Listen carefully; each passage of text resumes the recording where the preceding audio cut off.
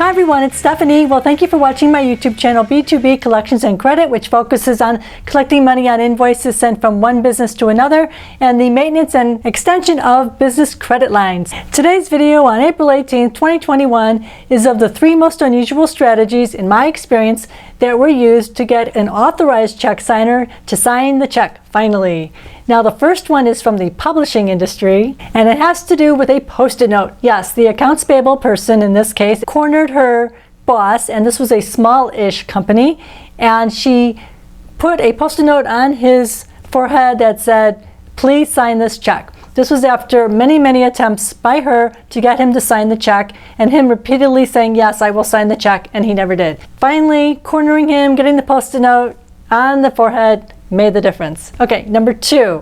The second most unusual strategy of getting an authorized check signer to sign a check was in the transportation industry. It was my first learning experience, my first foray into commercial collections. I had had no experience, and I took to it like a fish to water and have loved it ever since. And anyways, the person on their end was high up in accounting, and I had been working with him for a few days, and we were resolving this. There were a lot of invoices over a 4-year period that had been unreconciled. So a lot of invoices were paid, some weren't, and nothing matched. There was a check that needed to be signed that covered several invoices that were reconciled and matched.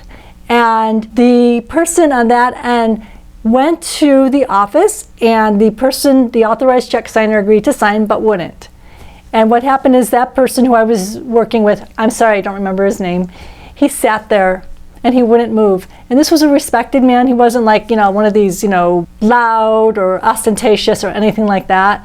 And he was very knowledgeable about accounting, and obviously had all backup and everything else to authorize, I guess you'd say, to get these invoices paid. And he wouldn't leave the chair until the check signer signed.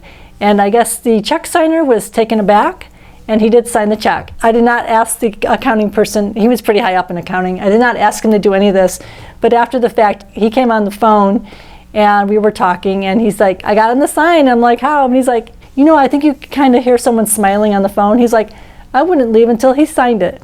And this was pretty out of character for him, not that type to be really aggressive. I guess that was sort of softly aggressive.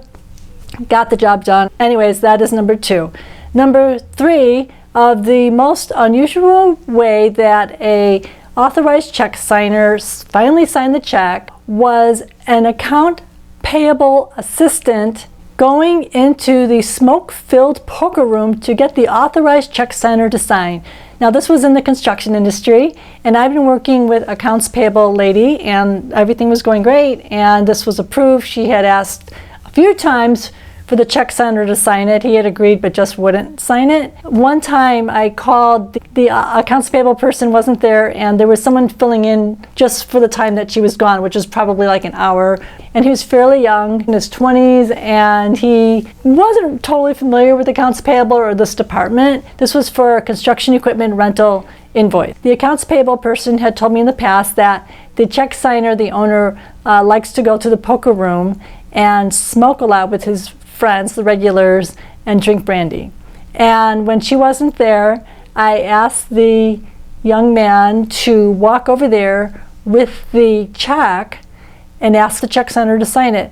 He's like, "Okay." We hung up, he went. He came back and called me and said he got the check signed. I'm like, "Great." And not surprisingly, about a couple minutes later, the authorized check signer, the owner of this small company, it was at a very small casino, older casino, and I think it was sort of in a rural area of Nevada. I'm not 100% sure. Anyways, he called, and he was slightly mad, and he's like, "Why'd you send him over to get me to sign that?" Or something to that effect. Like, I was intruding on his shangri, which I was.